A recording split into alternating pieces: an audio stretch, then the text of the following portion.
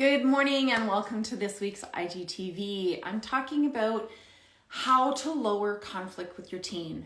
Like, can just something feel like the diffuser rather than the escalator so that you're not always in these emotional blow-ups or reactivity with your teen when your teenager is already reactive. It's like it's the only mode they know or they understand.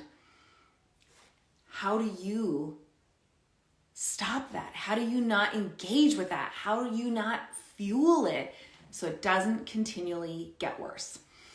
My name is Allie Payne. I'm a certified life coach, certified relationship systems coach. I've been working with parents of teens and tweens for 15 years to help them end the painful disconnections, stressful silences, and emotional blow-ups to create more healthier relationships based on trust and respect. I was a very troubled teen. I was so angry and defensive and reactive, and I was not nice to my parents at all. And my parents did a pretty good job sometimes not to react to some of the things that I said and did.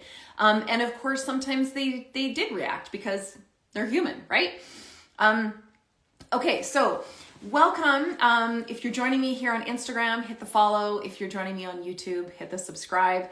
I want to give you one of my quick tips, okay? This is one of my quick tips to diffusing conflict with your teen so your whole house feels lower in stress. It's calmer, okay? So here's the background that I want you to understand.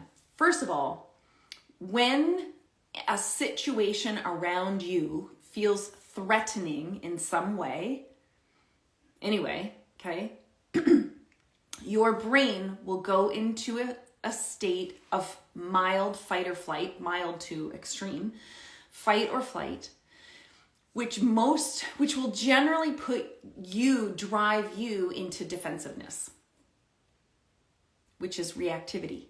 Right? So fight or flight is a reaction. It is a stress response.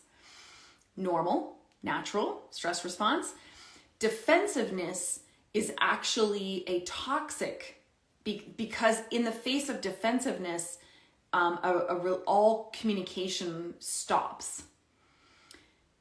That doesn't mean you are toxic. That's not what I'm saying. Okay? I'm saying this is a normal reaction. So when your teenager is really in their big challenging emotions, which is very common for teens based on the teen brain development, which I won't go into detail with you today, okay, on that, that when they are really reactive, it's normal as a parent to be like, excuse me, no, we're not, don't you, why? Like, it's normal to go into that, right? And if you have, welcome to the Imperfect Parenting Club. You are in the right place. Because, hi, we've all done that.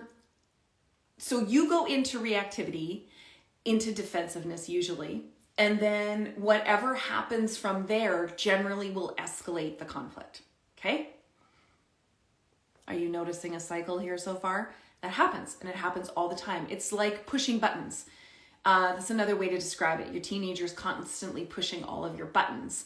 And those buttons are driving your brain into a state of fight or flight, which what happens in the brain is that you go from being a regulated brain, to a slightly unregulated brain that's hanging on by its fingertips. See this thumb? This is your amygdala. Your emotional brain center is becoming more raw. And you're like, until, if necessary, this is the Dr. Daniel Siegel hand model of the brain, you flip your lid. And when you flip your lid, this is all of your prefrontal cortex and frontal lobes that are your intellectual filter. They are online here. They're keeping you calm. They're hanging on, and then they're offline. They're actually physiologically offline, and now you are in a reactive state, okay? No, you don't have to. No, this isn't about, no. When your teenager is speaking to you in a way that feels disrespectful, etc., That's normal for the teenage brain, because your teenager's brain is developing the capacity for far more in-depth emotions and feelings for which they do not have the skill to effectively express yet. That is a function of their brain development. So no, you don't need to come at them and shut it down. You're not trying to raise a human that doesn't have emotions. You're trying to raise a human that effectively can express emotions and process emotions. So you don't need to necessarily calm yourself down. I'm just letting you know that if you are in a state of fight or flight, which puts you normally into a state of defensiveness, your teenager will pick up on that defensiveness because they're constantly hijacked and emotionally reactive. And when they pick up that you are defensive, they will escalate further. So you don't need to calm yourself down. I'm just letting you know that the psychology of the relationship and the physiology of the brain that might lead you to actually escalating the situation, even if that's not what you intended.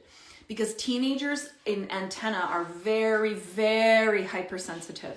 So if they notice you're even slightly defensive, you're going to get more reactivity from them. Now, this isn't about being like all zen and perfect, okay? It's not like that. It's not like that. Because that's not normal. That's not human. And I'm just want you to encourage to lower the conflict. Yeah, when you react, it's not helping. You're only doing it out of your own frustration. Absolutely. And truly, in the end, it's not helping. Yes. However, like I said, it is out of your own frustration, little 34, for sure. And I appreciate you bringing that up because you are allowed to be frustrated, by the way. You have permission to have all of your feelings too. You have permission to have all of your feelings as the only adult formed brain in the relationship, because your teenager doesn't have an adult formed brain. I recommend that you notice when you're in that state of frustration and not maybe respond in that place. You are allowed to be frustrated. You're allowed to feel all of your feelings. And because you have an adult brain that has a filter and so a little more emotional regulation, then I recommend that maybe you pause and you step away and then allow yourself the feelings and process them.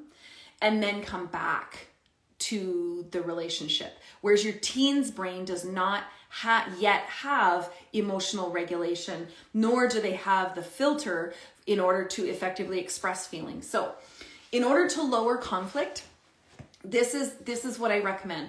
In order to lower conflict, did you know that conflict and curiosity cannot exist in the brain at the same time?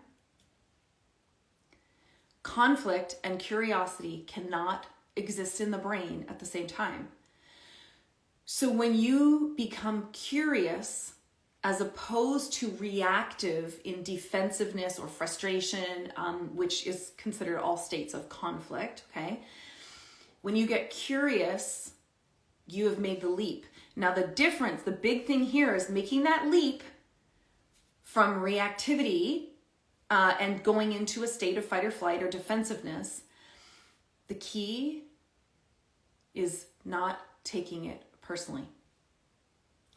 When you understand that your teen's brain is doing what it is necessary, what it is supposed to do, that your teenager didn't intentionally wake up and decide to be a pissy annoyance to you today, your teenager isn't doing this just to frustrate you. If you had any idea how frustrating this was for your teen, you might see it a bit differently. Can you imagine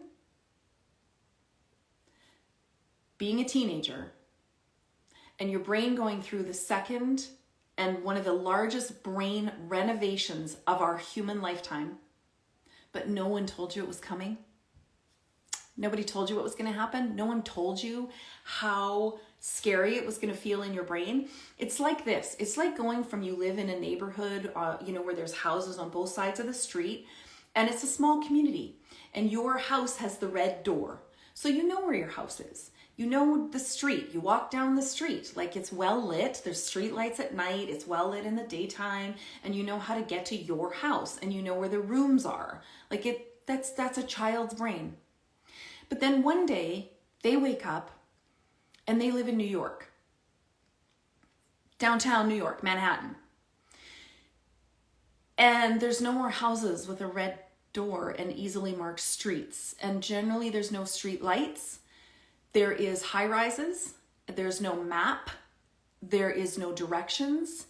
And they are in there alone. No matter how much you love your teen, you cannot go in there with them. And they are needing to remap everything. They need to remap where the grocery store is, which building is theirs, and in that building, which is their apartment.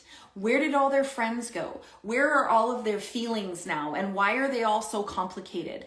How do they get to, that is essentially what it's like to be in a teen brain.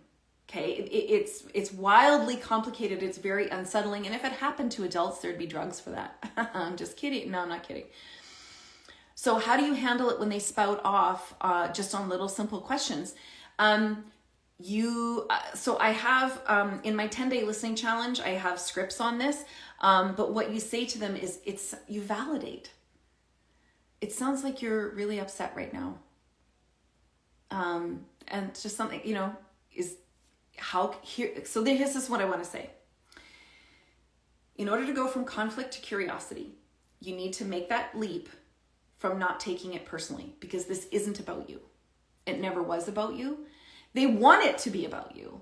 Because you're like, but Allie, they constantly say this is all my fault and I'm ruining their life and blah, blah, blah. Yeah, I get that. I get that. That's real. Okay. They want to make it about you because their overwhelming new emotions and experiences that they do not understand how to process are very scary.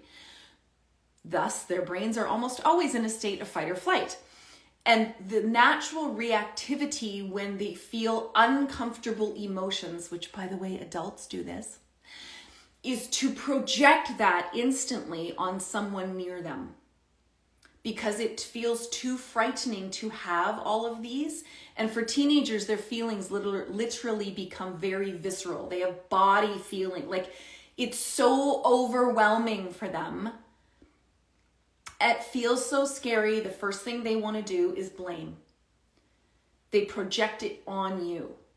That is a normal reaction of all brains when we don't feel safe with uncomfortable feelings, which PS, we're just not raised that way, unfortunately. So your teenager will try and make it all your fault. They want to personalize it. I'm telling you, that is a normal function of the brain, and you reacting, engaging with that is going to make conflict worse. And when you see it, that they are struggling to, their brain is going from about 6 to 12 fundamental emotions and experiences to developing the capacity to have 88 different emotions and feelings. But their intellectual brain has yet to develop the skill to name those emotions, to know that those emotions aren't going to have them burst into flames, that they are safe to have those emotions, or know how to articulate them. That is a learned skill. Okay, so that's why it's also raw. So when you go from seeing this as taken personally and reacting and engaging, and you move to curiosity, your brain, cannot be in conflict and curiosity at the same time. So if you move to curiosity, yes, I do know your 15-year-old because I also was that 15-year-old. I do. That you go to curiosity and your teenager's coming at you and spouting off, and you instantly validate. And you say, it sounds like you're really upset right now. What do you need from me? So you validate and you get curious. Or it sounds like something's really bothering you. Is there anything I can do to support you? Generally, what do you need from me right now is the question that will de-escalate your teenager.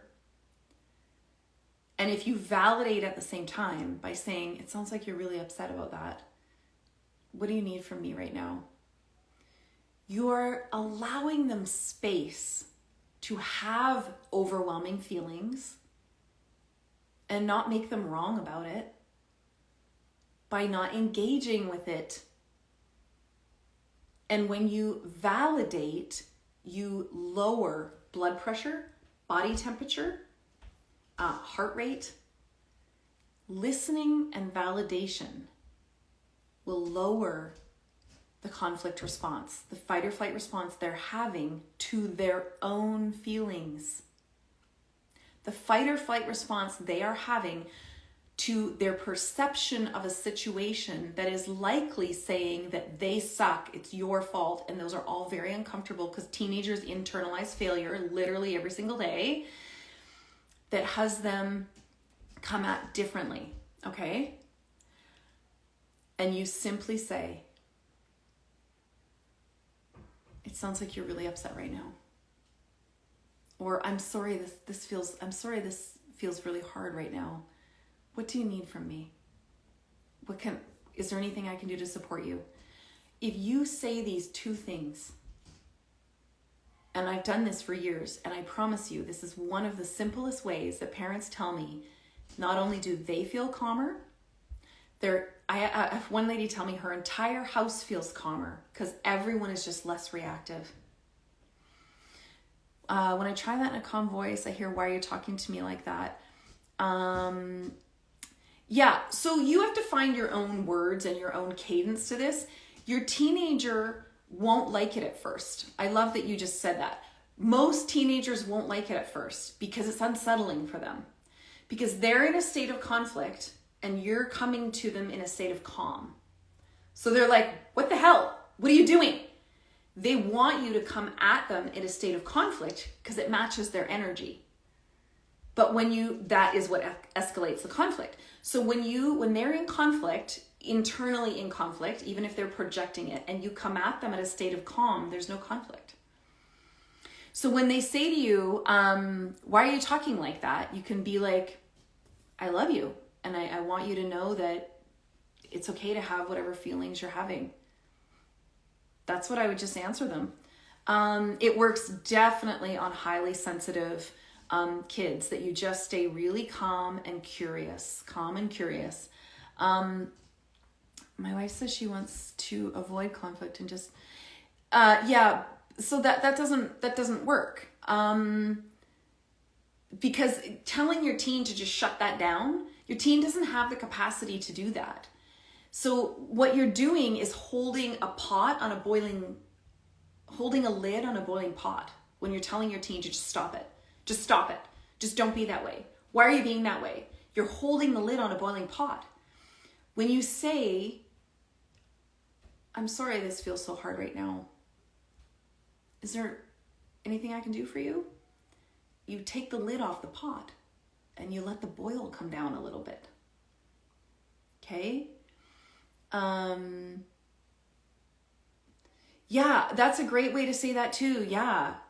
My body's telling me that you want some space. Maybe, instead of saying maybe later we can connect, say to him, I would say your feelings matter to me. I want to hear what you have to say, because that's validating. That doesn't feel like emotional abandonment to them. I love you. All of your emotions matter to me. I'm going to check back with you in about 15 minutes. Put a time frame on it, because later can feel like abandonment to them when they don't know how to express what they want to express and they're in just a hot thing. And then at exactly 15 minutes, you go back and you check and you say, hey, I just want to check in with you and see how you're doing. And then, so you take the lead in helping them regulate. So you're helping lift that lid. You let the boil down a little. And then you're like, oh, not now. Okay, we'll put the lid back on. I'll come back. If they haven't turned their own burner down, you continually coming back helps them turn the burner down. helps them regulate. So maybe later, I understand that's a wonderful phrase that you're using. I would check in with them and say, how about I come back in about 15 minutes? And they might say like, no, I don't want to talk to you. Then you can say, okay, I respect that. You let me know when you're ready. Then that would be okay because they have set the boundary.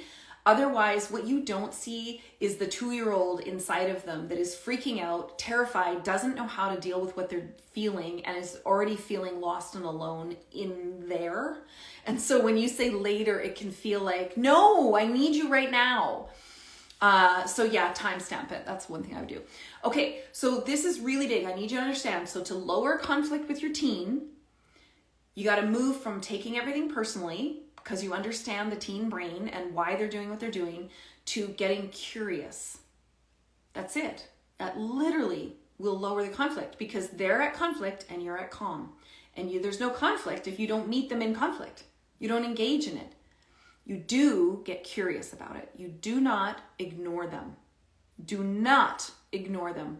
That is emotional abandonment, okay? And you know, that can escalate the problem even more.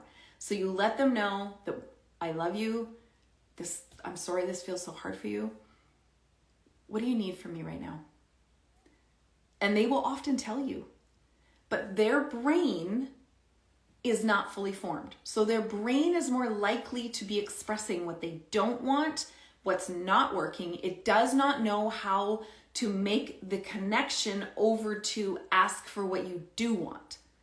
So when you ask, what do you want, in words or phrases that sound authentic for you, that helps their brain to make that leap in asking for what they do want. And they might not always know, and that is okay. But either way, you have validated their emotion.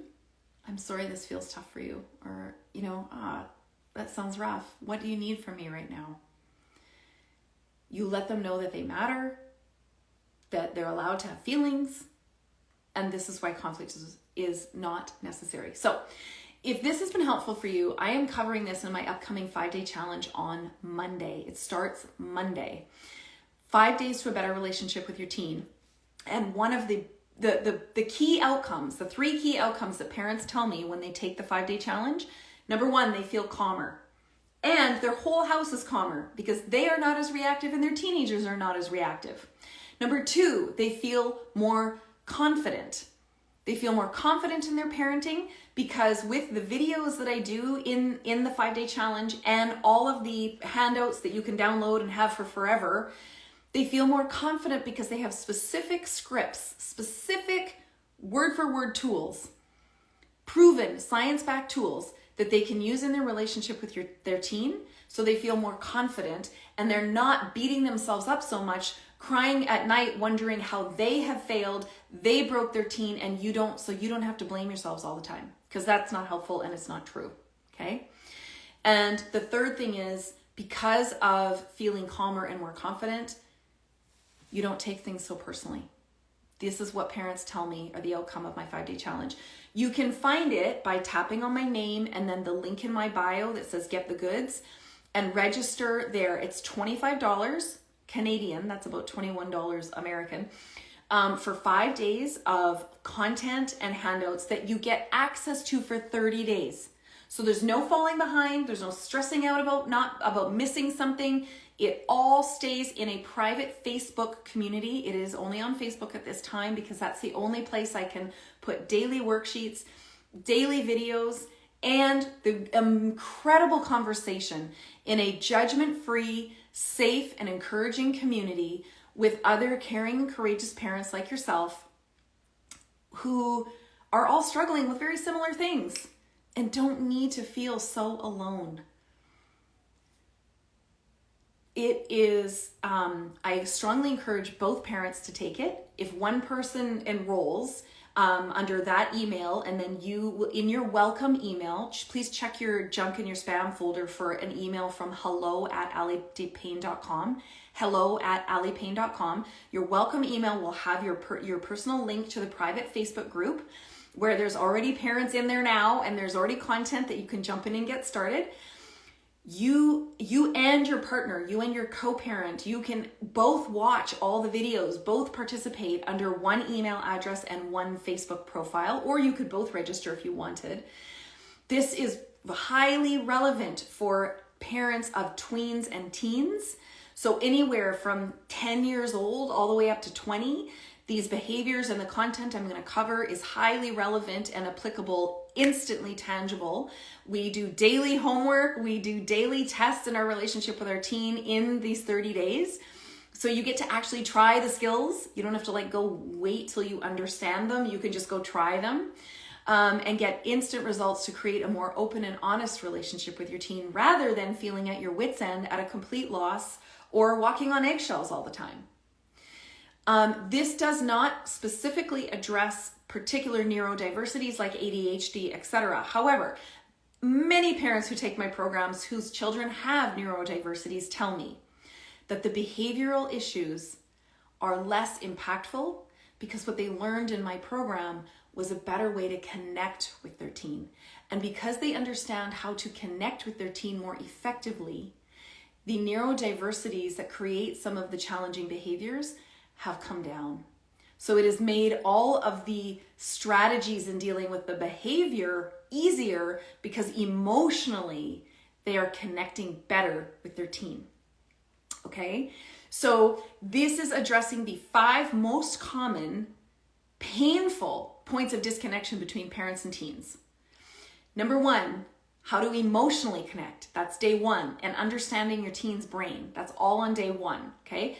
Number 2, how to stop negative cycles. The ones that keep happening, like Groundhog Day, but not very funny. Like they're just not funny. And then you start to blame yourself, like you're failing, like you must be stupid because these things keep showing up and you know better, but you can't seem to stop them. And I'm going to actually walk you through a process, a very simple, proven process to help you identify the negative pattern and the behaviors and phrases that set it up so that you can get off the negative pattern faster each time with clear strategies that work for you so that it has less and less destructive impact in your relationship, okay?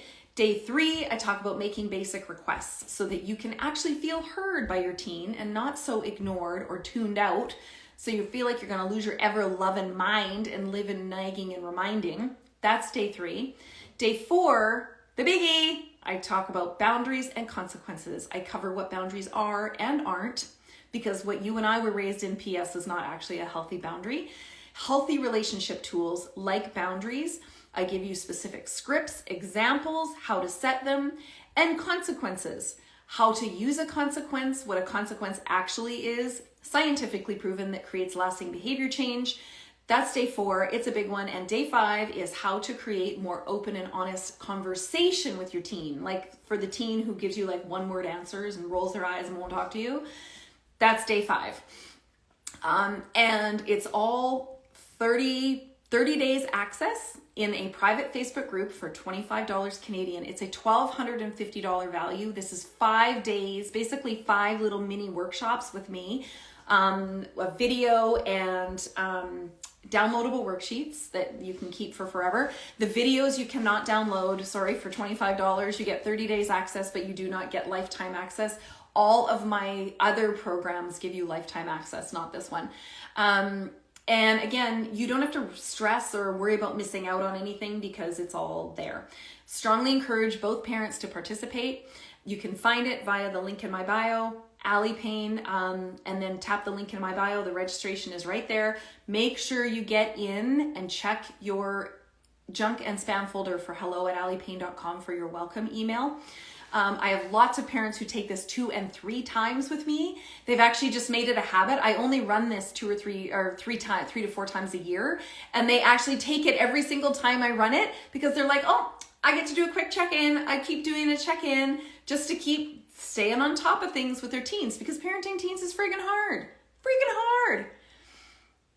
Make sure that you get your registration in now. And if you have any problems finding it, just send me a message here on Instagram @AlliePayne or here on YouTube, and I will make sure that I get you the link. Thank you so much for joining me today. I'm so grateful that you share your time with me. The workshops, okay, so the videos are done live, but they stay in the Facebook group. So it doesn't matter what time zone you're on. It doesn't matter what hours you work. It doesn't matter. You can log in whenever works for you and get the video, get the daily download. And I am in there commenting and responding to threads and everything. So it doesn't matter if you can't be there on the live. I still answer questions. I still make sure people take pictures of their homework and post it, and everybody is really encouraging and supportive of each other. And again, you get access for 30 days.